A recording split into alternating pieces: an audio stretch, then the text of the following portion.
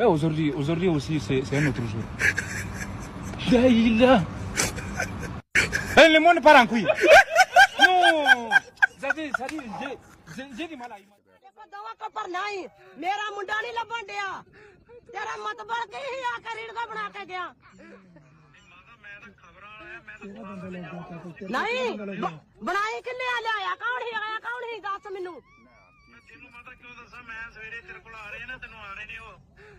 मेरे को के लेना आना ही मेरा तो मुंडे ने रीढ़ा पाइया ने तेरी मां प्यो ने मुੱਲ ਵੇਚਿਆ तेरी मां ने तैनू मुੱਲ ਵੇਚਿਆ ਸਿਆਣੇ ਕਹਿੰਦੇ ਹੁੰਦੇ ਨੇ ਕਿ ਕਬਜ਼ੇ ਦੀ ਜ਼ਮੀਨ ਤੇ ਮੁੱਲ ਦੀ ਜਨਾਨੀ ਦਾ ਬਹੁਤ ਧਮਾਨ ਨਹੀਂ ਕਰਨਾ ਚਾਹੀਦਾ ਕਿਉਂਕਿ ਟਾਈਮ ਸਿਰ ਖਸਮ ਵਟਾਉਂਦੀਆਂ ਰਹਿੰਦੀਆਂ ਨੇ।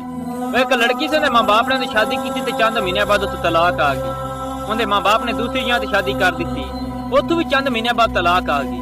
ਉਹਦੇ ਮਾਂ-ਬਾਪ ਨੇ ਤੀਸਰੀ ਜਗ੍ਹਾ ਤੇ ਸ਼ਾਦੀ ਕਰ ਦਿੱਤੀ, ਉੱਥੋਂ ਵੀ ਚੰਦ ਮਹੀਨਿਆਂ ਬਾਅਦ ਤਲਾਕ ਆ ਗਈ। ਉਹਦੇ ਮਾਂ-ਬਾਪ ਨੇ ਫਿਰ ਉਹਦੀ ਚੌਥੀ ਜਗ੍ਹਾ ਤੇ ਸ਼ਾਦੀ ਕਰ ਦਿੱਤੀ, ਲੇਕਿਨ ਉੱਥੇ ਕਾਫੀ ਅਰਸਾ ਗੁਜ਼ਰ ਗਿਆ, ਤਲਾਕ ਨਾ ਹੋਈ।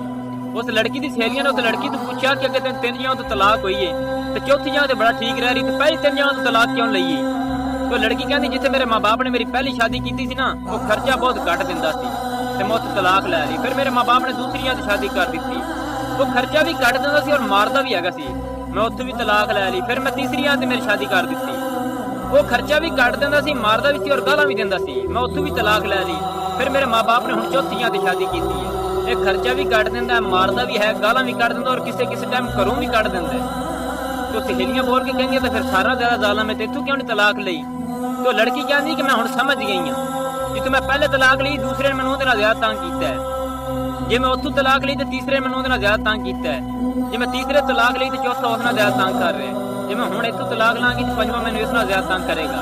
गल की है जी, सिर्फ मैं तलाकशुदा ते अल्लाह दी कसम हुण है ही इवें, अगर किसी भैन नूं तलाक आ जावे ना तो दूसरी या तो शादी कर दो तो दूसरा उस ना ज्यादा तंग करता है, सिर्फ क्यों? क्योंकि तलाकशुदा है। इतने दिनों के बाद जो देखा तो मैं तो यूं लगा कि एक बेजान तर में आत्मा फिर लौट के आ जाए, वो जो खो चुका था जिंदगी फिर जिंदगी पा जाए, वो जो मर चुका था जी उठे और फिर कहे और फिर कहे और फिर कहे। कैसे बताओ मैं तुम्हें, मेरे लिए तुम कौन हो? वाला जो रोटी 5 रुपए में बेचता था उसे रोटी की कीमत में इजाफा करना था, लेकिन बादशाह की इजाजत के बगैर कोई उसकी कीमत नहीं बढ़ा सकता था। तो वो बादशाह के पास गया और कहने लगा, बादशाह सलामत मुझे रोटी के 10 रुपए करने हैं। बादशाह ने कहा कि 30 की कर दो।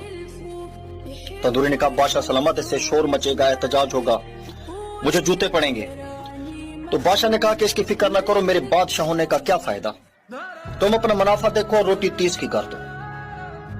अगले दिन उसने रोटी की कीमत 30 रुपए कर दी। शहर में कोहराम मच गया, लोग बादशाह के पास पहुंचे और शिकायत की कि तंदूर वाला जुल्म कर रहा है, 30 रुपए की रोटी बेच रहा है।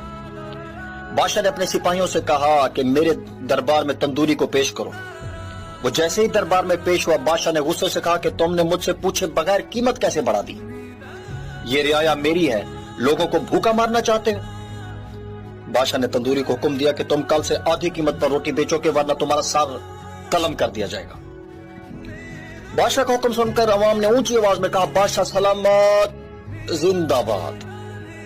अगले दिन से 30 की बजाय रोटी 15 में बिकने लगी।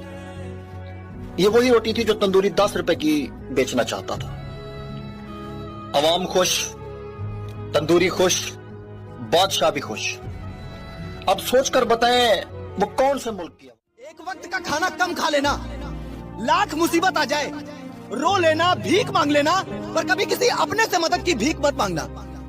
पहली बात तो ये आपकी मदद नहीं करेगी, और मान लो अगर मदद कर भी दिया तो जिंदगी भर उसका एहसान जता जता कर आपको जीने नहीं देंगे। और ऐसा भी नहीं है कि जो मदद उन्होंने की है वो आपको वापस नहीं करना है, वापस भी करना है, लेकिन तब तक उनके हर हुक्म को मानना है, उनके हर तानों को सुनना है। अगर आपसे एक छोटी सी गलती हो गई ना तो वो आपको ऐसे ट्रीट करेंगे जैसे दुनिया के सबसे बुरे इंसान आप हो, उनके सबसे बड़े दुश्मन आप हो। वो बातें तो दीन धर्म की करते हैं, लेकिन उस ऊपर वाले की एक नहीं सुनते हैं। वो भूल जाते हैं कि बुरा वक्त किसी एक पर मुकर्रर नहीं है। आज शाम है तो कल सवेरा भी होगा, आज हम पर है तो कल तुम पर भी होगा। अगर कोई तुम्हें ठुकरा दे तो उसे जाने दो, अगर कोई तुम्हारी कदर न करे तो उसे छोड़ दो। जब कोई तुम्हारे बजाय किसी और को चुनता है तो खुद को साबित करने की कोशिश मत करो, बस आगे बढ़ जाओ। हर रिश्ता हमेशा के लिए नहीं होता और हर भरोसा वफादारी नहीं